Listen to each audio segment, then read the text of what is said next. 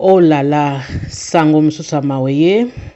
To père de vraiment comédienne au biso no stoye bi bana ko sexa biso na théâtre na kombo ya Mélodie Badiama auti vraiment kotika biso kala mingi te na Congo Brazza. Akufi na Pointe-Noire, akufi vraiment na Kinshasa te mais akufi na Congo Brazzaville. Et pesi passe na mawa pona kozwa ba image famille na ende ezolinga te bazobenga na vraiment ba cameraman tout bazolinga te bazona na image siko botala kaka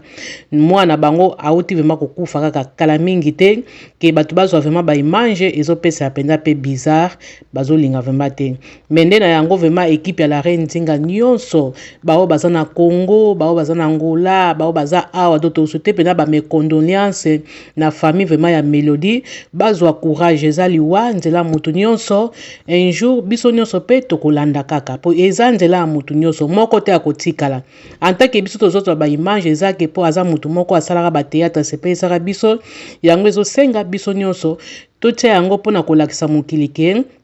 Mélodie asekisaka biso pe asepesa biso na ba théâtre na yango vraiment mpona koloba mingi te